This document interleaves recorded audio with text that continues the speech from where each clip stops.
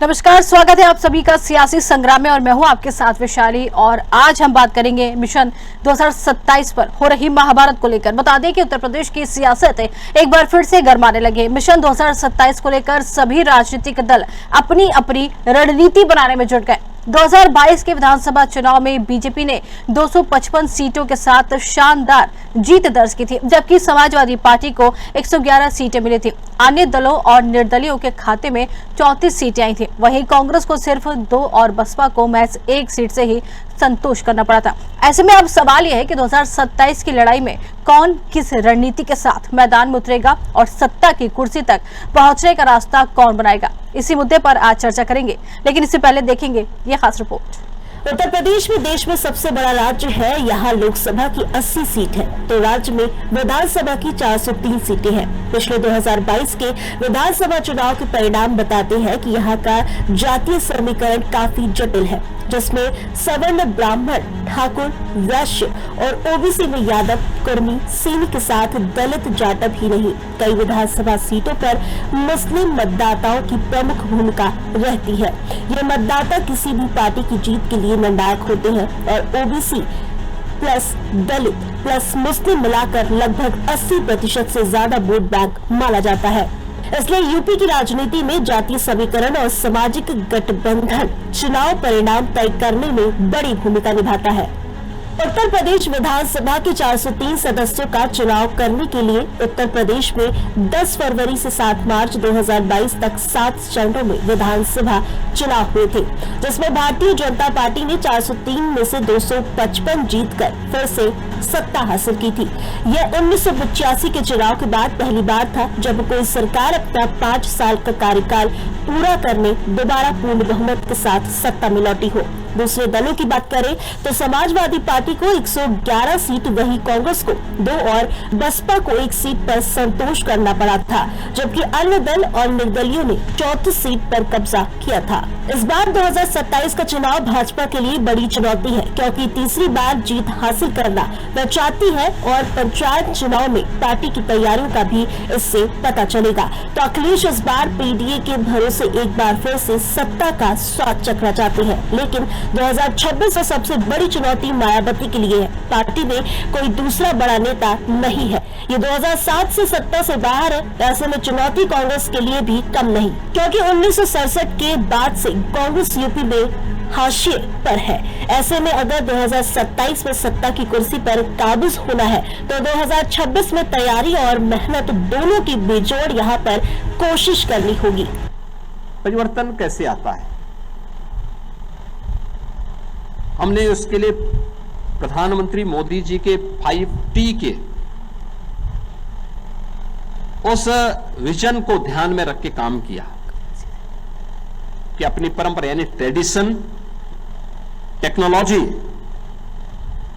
Transparency, trust जब एक साथ मिलते हैं तो ट्रांसफॉर्मेशन होता है। यानी ट्रेडिशन, हमारी परंपरा का सम्मान करना। भारत की परंपरा क्या है, उन परंपराओं का आदर करना, विरासत का सम्मान। विरासत का सम्मान हो, विकास अपने आप ही रास्ता तय कर लेता है। हम उसको आगे करें, उसके लिए हमें क्या कुछ करना होता है, यानी उसको हमें टेक्नोलॉजी के साथ जोड़ करके उसको और आसान करना होता है। टेक्नोलॉजी के साथ जोड़ना, कार्य में ट्रांसपेरेंसी होनी चाहिए, पिक एंड चूज नहीं होना चाहिए। ट्रांसपेरेंसी होनी चाहिए। जब ये चीजें होंगी तो पब्लिक का विश्वास पैदा होता है। आत्मविश्वास वही बदलने का कारण बनता है और यही ट्रस्ट ट्रांसफॉर्मेशन का कारण बनता है, परिवर्तन का कारण बनता है। और ये 5T का आज एक उदाहरण उत्तर प्रदेश बना है। उत्तर प्रदेश उसका एक मॉडल बना है और उसी मॉडल को लेकर के आज हम लोगों ने प्रदेश के अंदर कार्य करना प्रारंभ किया है। मेरा यह मानना रहा है और आदरणीय प्रधानमंत्री जी बार बार इस बारे में कहते हैं, आधी आबादी को नजरअंदाज करके कोई समाज स्वावलंबी नहीं हो सकता। आधी आबादी को नजरअंदाज करके कोई समाज आत्मनिर्भर नहीं हो सकता है। और इसके लिए आप याद करिए 2014 में जब मोदी जी प्रधानमंत्री बने थे तो उन्होंने देश के अंदर बेटी बचाओ बेटी पढ़ाओ का कार्यक्रम आगे बढ़ाया था। बेटी बचाओ बेटी पढ़ाओ के बाद उन्होंने मातृवंदना योजना से लेकर के अनेक ऐसे कार्यक्रम महिला सशक्तिकरण में लगे हुए। चर्चा है 27 का चुनाव सबके लौकता एजा से, उसका रिजल्ट भी पूरे भारत को पता है कि 2017 से बड़ी जीत कुछ महाराज जी डबल इंजन सरकार की, मोदी योगी जी की आपके नेतृत्व में होने जा रही है। यानी साफ है कि उत्तर प्रदेश का 2027 का विधानसभा चुनाव बेहद दिलचस्प होने वाला है। भाजपा यहां जीत की हैट्रिक लगाने की कोशिश में है, वहीं समाजवादी पार्टी सत्ता में वापसी का सपना देख रही है। बसपा अपनी खोई हुई जमीन तलाशने में जुटी हुई है, तो कांग्रेस भी पुराने गौरव को पाने की कोशिश कर रही है। ऐसे में आने वाले समय में यूपी की राजनीति और भी गर्माने वाली है। फिलहाल देखना दिलचस्प होगा कि किस दल की रणनीति कितनी कारगर साबित होती है और जनता किसे सत्ता की चाबी सौंपती है। Desk report, Lucknow, Uttar Pradesh. तो 2027 का आने वाला चुनाव बहुत ही लोकप्रिय होने वाला है, क्योंकि यहाँ इस सीट पर सभी की नजर है, चाहे बीजेपी, कांग्रेस हो और या फिर सपा। यहाँ पर सभी अपनी नजरें गड़ाए बैठे और इसी पर आज हम चर्चा करेंगे। हमारे साथ विवेक श्रीवास्तव बीजेपी से जुड़ गए, साथ ही विवेक कुमार पांडे सपा प्रवक्ता हमारे साथ जुड़ गए और मुनीश रजा कांग्रेस नेता हमारे साथ जुड़ गए, साथ ही भरत सिंह जी हमारे साथ जुड़ गए, वरिष्ठ पत्रकार। और डिबेट की शुरुआत में बीजेपी के साथ ही करना चाहूंगी, विवेक जी हमारे साथ जुड़े। विवेक जी, 2022 में 255 सीटें मिली, 2027 में हैट्रिक का दावा, क्या कहेंगे? बिल्कुल वैशाली जी, हम अपने काम के दम पे, अपने कार्यकर्ताओं की मेहनत पे, अपने नेताओं नेता पे, नरेंद्र मोदी जी के मार्गदर्शन में, योगी आदित्यनाथ जी की कुशल और मजबूत नेतृत्व में उत्तर प्रदेश में प्रचंड बहुमत की ओर बढ़ रहे हैं जी।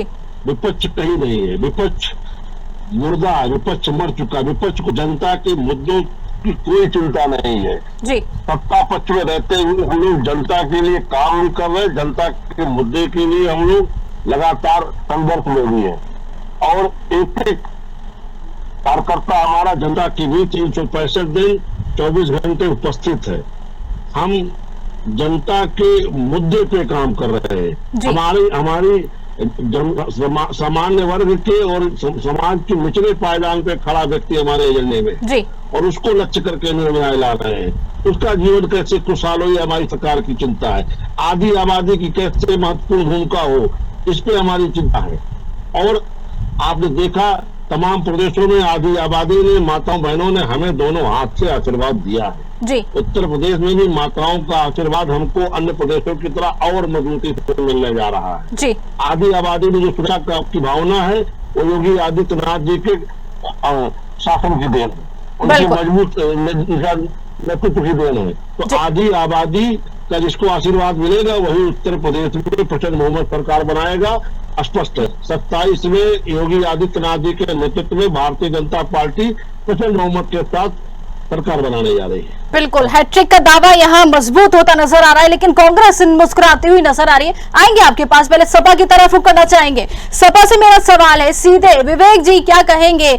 2022 में 111 सीटें, बावजूद इसके ये कहा जा रहा है कि विपक्ष सत्ता में है ही नहीं, विपक्ष का कोई मतलब नहीं है, कोई अस्तित्व नहीं है, क्या कहेंगे?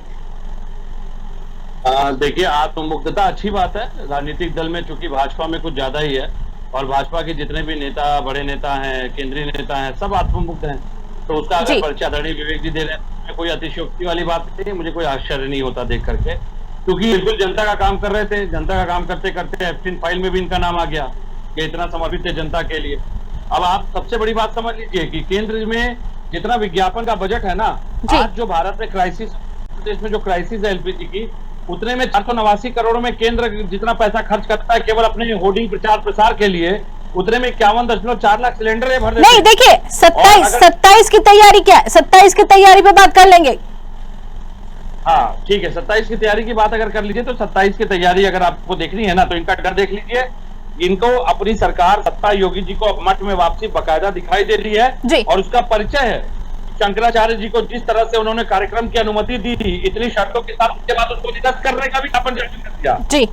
तो ये पूरी तरह से डरे हुए हैं, पूरी तरह से भयभीत हैं। इनके अंदर वास्तविकता ये है कि जनता के मुद्दों पे इन्होंने बहुत काम किया है, कागजों पे किया है। योगी जी समीक्षा बड़ी अच्छी करते हैं, योगी जी क्रियान्वयन बड़ा अच्छा करते हैं, लेकिन कागजों पे करते हैं। क्योंकि टीम 11 टीम 9 जो भी है उस पर पूरी डिपेंडेंसी है, जितना वो बताएंगे उतना ही योगी जी कहते हैं, उतना ही वो उनको सुनाई भी देता है। तो वास्तविकता ये है कि योगी जी पहले उत्तर प्रदेश में बने रहेंगे या मठ चले जाएंगे या दिल्ली चले जाएंगे, पहले ये उसको तय कर लें, क्योंकि इनके पास तो कोई चेहरा ही नहीं। और जिस तरह से उत्तर प्रदेश की राजनीति और केंद्र की राजनीति में द्वंद्व छिड़ा हुआ है, और जिस तरह से केंद्र के बड़े नेता जाके एफटी फाइलों में मुंह काला करा के आ रहे हैं, मुझे लगता है यह भारत को शर्मसार करने वाली स्थिति है। और उत्तर प्रदेश की जनता को भी इसका जवाब देना पड़ेगा आपको कि किस तरह से भारत के नेताओं का, बीजेपी के नेताओं का भविष्य विदेशी मंत्री खत्म करने की बात करते हैं, टांगे फैलाने की बात कर रहे हैं, जाने क्या क्या कह रहे हैं, और ये मौन है, जवाब की तरह ये बगले झांकते हुए नजर आ रहे हैं। ऊपर से बता रहे कि विपक्ष मुर्दा है। अरे मुर्दा है तो तिलांजलि कराइए ना, शंकराचार्य भगवान आए तो हैं। ठीक है, इसका जवाब लेंगे, बिल्कुल जवाब इसका लेंगे। विवेक जी आपके पास आएंगे, वापस आएंगे, पहले कांग्रेस की तरफ रुख करना चाहेंगे। मुस्कुराते हुए बैठे थे कांग्रेस के प्रवक्ता। सर सवाल यही है, 2027 की तैयारी, यहाँ सरकार बनाने का दावा हो रहा है, सपा कह रही कि उनकी सरकार आएगी, आप क्या कहते हैं? सबसे पहले आपके चैनल का धन्यवाद देना चाहता हूं कि जिन्होंने आमंत्रित किया। और मैं भाजपा के जो मित्र है हमारे, उन्होंने कहा कि विपक्ष मुर्दा हो गई है। तो भाई जब आपको पूरी गारंटी है तो चुनाव ही मत कराओ ना, बंद करा दो चुनाव। तानाशाही आप चला रहे हो, आप तानाशाही चला रहे हो, आप सब कुछ कर रहे हो, आप झूठ पे झूठ बोल रहे हो, आप आधी आबादी की बात करते हो। आप ही के शासन में सबसे ज्यादा बलात्कार हो रहे हैं, आप ही के शासन में सबसे ज्यादा रेप हो रहे हैं, आपके शासन में कोई सुरक्षित नहीं है, चाहे वो हिंदू हो या मुस्लिम हो, चाहे कोई भी वर्ग हो। रात को 9 बजे लोग निकलने में वो होते हैं, और आप बात करते हो जीरो टॉलरेंस की, आप बात करते हो कि हम भाई कैसे आप आधी आबादी की बात कर रहे हो। आपके नेता तो जाके एसटी फाइल में वो मुंह काला कर रहे हैं, आप आधी आबादी की बात कर रहे हो जी। आपसे महंगाई रुक रही नहीं है, आप बोल रहे हो कि हम तो हैट्रिक मारेंगे, आपसे कुछ होने को है नहीं। बस खाली बीजेपी के जितने हैं, चाहे छोटा नेता हो चाहे बड़ा नेता हो, खाली मुंह। अगर एक लैंग्वेज में कहा जाता है, महाराष्ट्र की एक लैंग्वेज में कहा जाता है कि बोल वचन, बस इनके बोल वचन हार्ड है। मैंने ये कर दिया, आप बताओ ना, कागज पे ही आपको आंकड़े दिखेंगे, जमीन पे कोई आंकड़ा नजर नहीं आएगा। शिक्षा मित्र वाला अभी एक सीधा मामला है कि शिक्षा मित्र वाला, मानदेय वाला, अभी इन्होंने पूरा एक्ट कर दिया कि हम तो लगा दिया, मैंने बढ़ा दिया, मानदेय बढ़ा दिया। लेकिन हकीकत यह है कि बीजेपी वो केस कोर्ट में चल रहा था, बीजेपी वो केस हार चुकी थी, तो अब उसको कवर करने के लिए इनको विज्ञापन तो करना ही था। तो आपके पास कोई रणनीति है 27 को लेकर? आपके पास रणनीति है या फिर सपा के साथ गठबंधन है? नहीं, वो गठबंधन रणनीति है, बता रहा हूँ। अरे सुन लीजिए विवेक जी, सुन लीजिए थोड़ा सी। आप बोल रहे थे, मैं शांत था, अब आप मेरी भी बात सुन लीजिए जी। आप गठबंधन और ना गठबंधन का फैसला वो आला कमान तय करेगी। पार्टी जितना हम लोगों को आदेश देगी हम उसका पालन करेंगे। और रही बात रणनीति की, तो कांग्रेस की आप देख लीजिए, कांग्रेस का हमेशा से यही रहा है। 70 साल पहले कांग्रेस की, जो कहते 70 साल में कांग्रेस ने किया क्या? आज जो मोबाइल पे बैठ के बीजेपी वाले डिबेट कर रहे हैं, जो टेक्नोलॉजी की बात कर रहे हैं, जो एटीएम यूज कर रहे हैं, जो कंप्यूटर क्रांति लाया है, वो माननीय राजीव गांधी जी ने लाया है। और ये कहते कि कांग्रेस ने किया क्या? आज जो मेट्रो चल रही है, जितनी भी बिजली है, घर घर में बिजली है, कांग्रेस ने किया क्या? कांग्रेस ने शिक्षा के स्तर को बढ़ाया था, आपकी तरह विद्यालयों को बंद नहीं किया। लेकिन मुनीष जी, सवाल ये भी खड़ा होता है कि जब कांग्रेस ने इतना सब कुछ किया, कांग्रेस ने इतना सब कुछ किया, तो नकारा क्यों गया? 2 सीट, खाली 2 सीट, क्यों नकारा गया? 2 सीट क्यों? आखिर अगर इतना सब कुछ कांग्रेस ने करा है, 2 सीट कैसे ले आए फिर आप? ठीक है, इसका जवाब लेंगे, अब आपके पास आएंगे। भारत सिंह जी की तरफ रुख करेंगे, वरिष्ठ पत्रकार, आपसे जवाब लेंगे। भारत सिंह जी की तरफ रुख करेंगे। भारत जी, बीजेपी लगातार 2 चुनाव जीत चुकी है, तीसरी बार की लहर संभव है या नहीं, ये बड़ा सवाल है।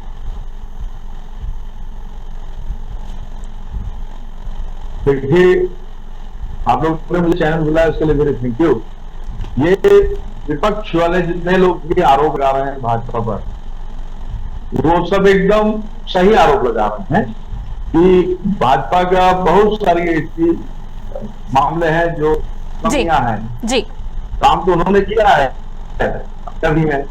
अच्छा, चुनाव जो होता है, मैं अपने पुराने अनुभवों के आधार पर बात करूंगा जी, क्योंकि हम लोग बीट रिपोर्टर्स हैं पॉलिटिकल, कांग्रेस में भी नेटवर्क है, बसपा में भी है, सपा में भी है, रालोद में भी है ना जी।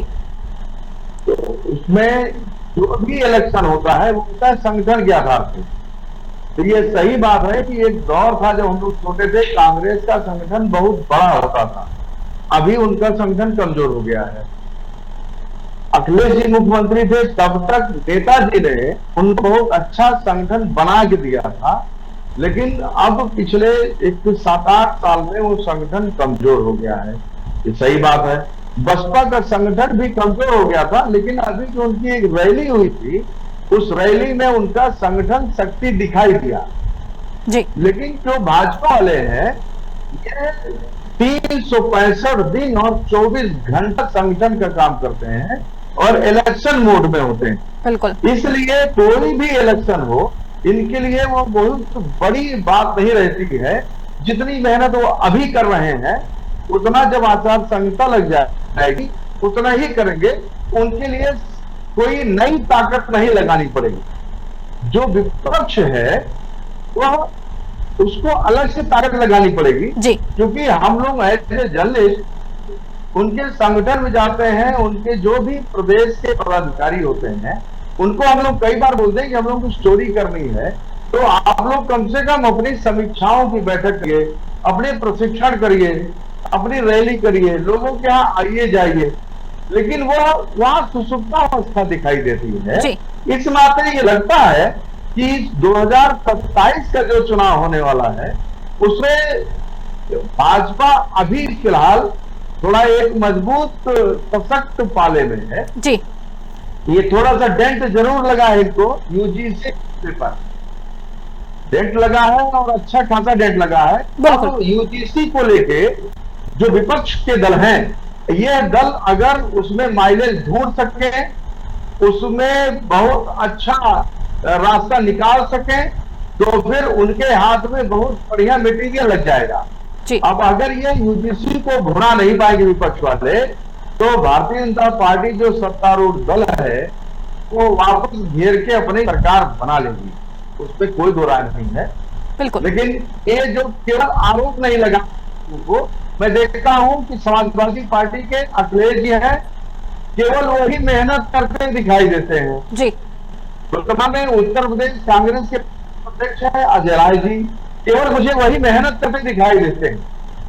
तो विपक्षी दल के यहाँ प्रतिनिधि बैठे हैं, वो प्रतिनिधि भी मुझे दिखते हैं लोगों के यहाँ आते जाते हैं, लेकिन उनके जो प्रदेश के अधिकारी हैं, अधिकारी हैं, वो मेहनत करते तो दिखते हैं, पर उनके द्वारा प्रशिक्षण क्या होना चाहिए, कार्यकर्ताओं की मॉनिटरिंग क्या होनी चाहिए, वो नहीं दिखाई देती। लेकिन भारतीय जनता पार्टी में प्रतिदिन इनके कोई न कोई पदाधिकारी, कोई न कोई कार्यशाला, कोई न कोई संगोष्ठी, कोई न कोई बैठक, कोई न कोई आयोजन परमानेंट चलता रहता है।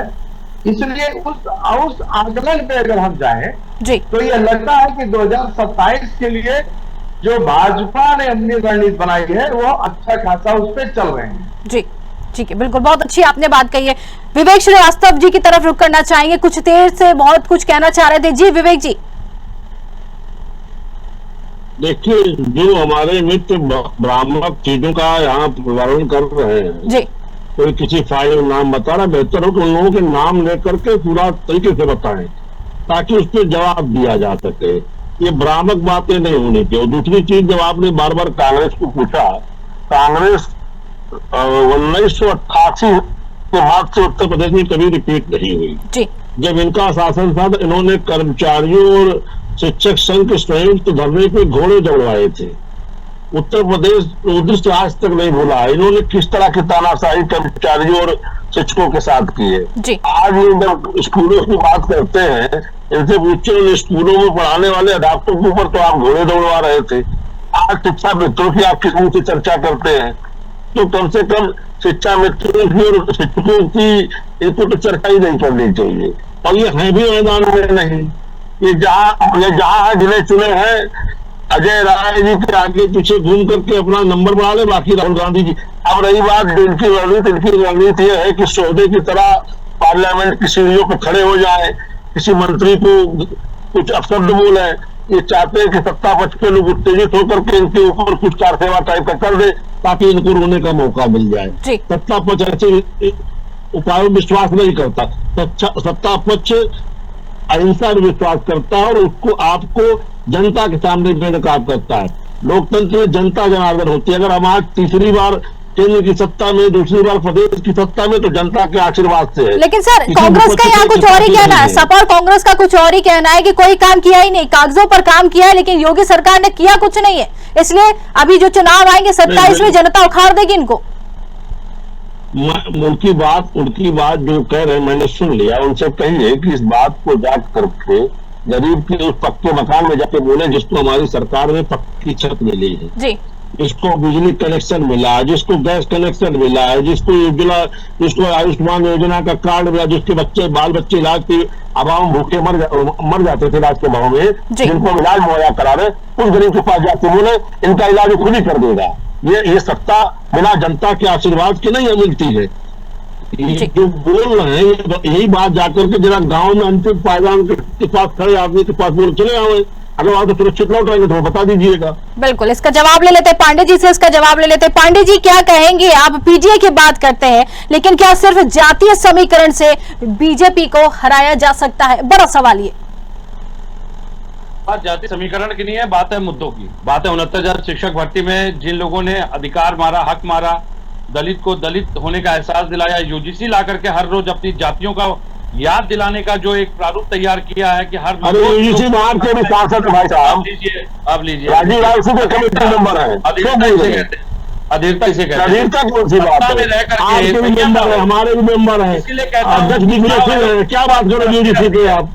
अरे सुन लीजिए, चुनाव आयोग आप बताएं राजीव राय के नंबर नहीं है अयोध्या में, बताइए राजीव राय के नंबर नहीं है आज वर्तमान में राजीव राय कमेटी मेंबर है कि नहीं बताइए। एलपीजी का एक संकट है और अयोध्या के मंदिर, अयोध्या की रसोई से भी ये खबर आ गई कि वहां पे भी रसोई को बंद कर दिया गया, जबकि अयोध्या को ये रसोई में जब एलपीजी नहीं दे पा रहे हैं, हाईकोर्ट को नहीं दे पा रहे हैं, ये एजुकेशनल इंस्टीट्यूट से लेके होटलों तक एलपीजी नहीं पहुंचा पा रहे हैं, और एक तरफ ये बयान जारी करते हैं कि अरे हमारे पास पूरी पर्याप्त भंडार है, कोई कमी नहीं है। अगर कमी नहीं है तो अयोध्या की रसोई बंद हो गई।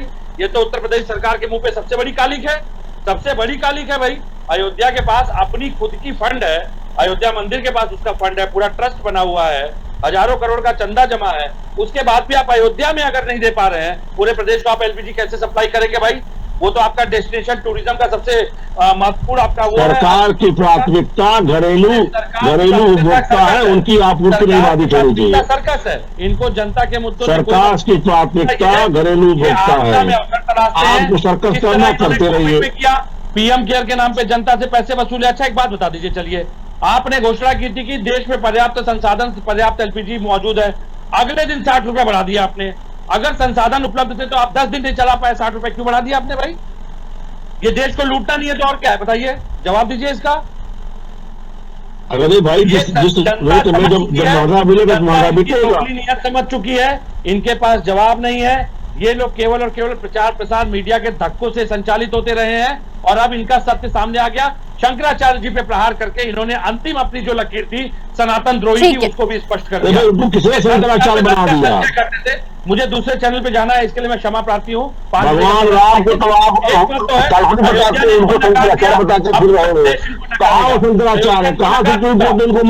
उत्तर प्रदेश नकारेगा, धर्म की आड़ में धन का बीजेपी कभी नहीं नकारा भारतीय जनता पार्टी को। ठीक है, चलिए ठीक है, आप पूछेंगे जरूर। कांग्रेस की तरफ रुख करना चाहेंगे, कांग्रेस की तरफ रुख करना चाहेंगे हमारे साथ मुनीष जी भी जुड़े हुए। मुनीष जी, क्या लगता है दलित, ओबीसी और मुस्लिम वोट पहले कांग्रेस के साथ है और उन्हें वापस लाने की अब रणनीति क्या रहेगी? बड़ा सवाल तो ये भी है। देखिए, दलित, ओबीसी और मुस्लिम ये कांग्रेस के सॉलिड वोट पे। हाँ, ये बात है कि कुछ जैसे बीजेपी और बीएसपी जो बीजेपी की बी टीम है, हाँ, और ओबीसी वाली वो बी टीम है, ये तीनों टीमों ने मिल करके मतलब कुछ बहका दिया है। लेकिन हमें ये मालूम है ये हमारे वोटर है, ये हमारे परिवार के, ये कहीं नहीं जाने वाले। और 2027 में यही वोटर इनको मुंह तोड़ जवाब देंगे। और इस बीजेपी गवर्नमेंट से खाली दलित, ओबीसी या मुस्लिम नाराज नहीं है, इससे एसटी यादव भी नाराज है, ब्राह्मण भी नाराज है, और सबसे ज्यादा तो ब्राह्मण नाराज है। जी श्रीवास्तव जी, अगर मेरी बात से सहमत है तो बताए, सबसे ज्यादा नाराज इस टाइम अगर बीजेपी गवर्नमेंट से है तो ब्राह्मण नाराज है, और छत्री भी अब नाराज होने लगे हैं। और ये बात कर रहे हैं उसकी कि तीसरी बार सरकार बनाएंगे। महाशय, आपकी भी आपने जो बनाया है 2 बार सरकार, मानिए वो चुनाव आयोग की देन है। चुनाव आयोग का आशीर्वाद आपके सर पर था, तब आपने सरकार। आप आजादी के बाद से इतनी बार सरकार बनाए तो चुनाव आयोग के पास बनाते थे क्या? तो भाई 50 साल आपने देश में राज चुनाव आयोग के पास किया है क्या? हाँ। नहीं, हमें तो चुनाव जनता आपको चुना जनता आपको चुनाव आयोग वाले भाग ज्ञान आप अरे आप क्या जिस समय चुनाव आयोग का लोग नाम नहीं जानते थे, उस समय आप किसके पास आते थे सरकार में? जीएन सेशन के पहले किसी चुनाव आयोग के अध्यक्ष का नाम किसी को मालूम है? अच्छा, बात कर रहे हैं आप, चुनाव आयोग हमको बता रहे हैं। इससे पहले तो चुनाव आयोग का आशीर्वाद है, कृपा है। चुनाव चोरी करने में जेल गई इंदिरा गांधी, चुनाव चोरी में जेल गई इंदिरा गांधी, बेईमान आप हमें बता रहे हैं। पुराने बेईमान कांग्रेस आपकी कुत्ते का चुनाव चोरी में है। जी, अब आप ठीक है, अच्छा, चलिए, ठीक है, दोनों के पास वापस आएंगे। ठीक है, दोनों के पास वापस आएंगे। वरिष्ठ पत्रकार भी हमारे साथ बने हुए हैं, भारत जी, एक सवाल सीधा सा यह है कि यूपी में ओबीसी करीब 40 से 50%, 21 से 22% और मुस्लिम करीब, आपको बता दें, दलित जो है 21 से 22% है। साथ ही अगर मुस्लिम की बात करें तो वो 20% है। तो क्या 2027 का चुनाव पूरी तरीके से सामाजिक समीकरण तय करेगा? नहीं, देखिए ऐसा है कि ये जो आंकड़े चैनलों पे आते हैं जी, आंकड़े चैनलों पे आते हैं, बिरादरी के आंकड़े हों, दरअसल वो सही नहीं है। और उसमें जनता पहले उलझा करती थी, और पिछले 2-3 चुनाव से जनता उनसे उलझती नहीं। वो जानते हैं कि हमारी संख्या कितनी है जी, और हमें सरकार द्वारा क्या लाभ है, और हमारी आने वाली पीढ़ियों को कौन सरकार लाभ दे पाएगी, हमारा कौन सा जो नेतृत्व करता है वो कितना हमारे लिए, हमारी पीढ़ियों के लिए सफल संचालक होगा, वो इस आधार पे वोट देते हैं।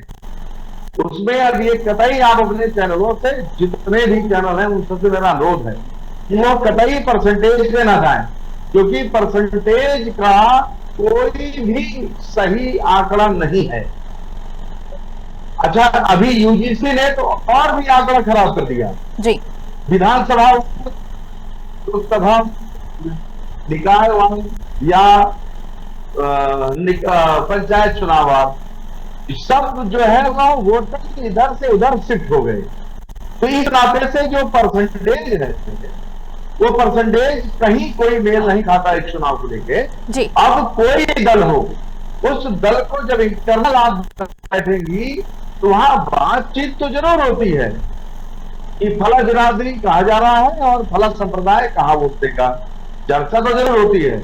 लेकिन अब जो नई जनरेशन आई है वोट देने के लिए, वो फ्यूचरिस्टिक है, वो अपना पहले भविष्य देखती है कि जो हमारा नेतृत्व करता है वो हमारे भविष्य को कितना सुरक्षित करता है जी, हमारे घर परिवार को कितना सुरक्षित करता है, हमारी जो योजनाएं हैं उनको लेके आगे कितना बढ़ेगा। वो चुनाव इस आधार पे होता है जी। और जो तीसरा सबसे महत्वपूर्ण रास्ता तय करता है किसी भी चुनाव में, वो होता है सोशल मीडिया।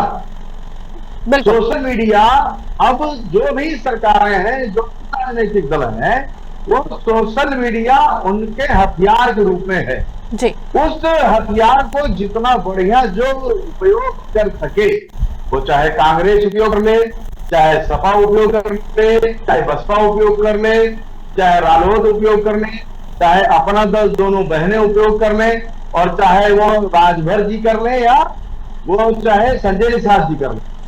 लेकिन भारत जी एक सवाल जरूर उठता है। देखिए, हमारा संपर्क शायद सभी से टूट गया है, दोबारा कोशिश करते हैं सभी को जोड़ने के लिए। बिल्कुल, हमारा संपर्क सभी से छूट गया है, माफी चाहेंगे। इस चर्चा को यहीं रोकेंगे। बहुत बहुत धन्यवाद हमसे जुड़ने के लिए, आप सभी का बहुत बहुत धन्यवाद। तो यानी साफ है कि उत्तर प्रदेश 2027 का विधानसभा चुनाव बेहद ही दिलचस्प होने वाला। बीजेपी जहां जीत की हैट्रिक लगाने की कोशिश में, वहीं समाजवादी पार्टी सत्ता में वापसी का सपना देख रही है। बसपा अपनी खोई हुई जमीन तलाशने में जुटी है, तो कांग्रेस भी पुराने गौरव को पाने की कोशिश कर रही है। और ऐसे में आने वाले समय में यूपी की राजनीति और भी गरमाने वाली है। फिलहाल देखना होगा, दिलचस्प होगा कि कौन सा दल जो है अब बाजी मारता है। फिलहाल आज के कार्यक्रम में इतना ही। नमस्कार।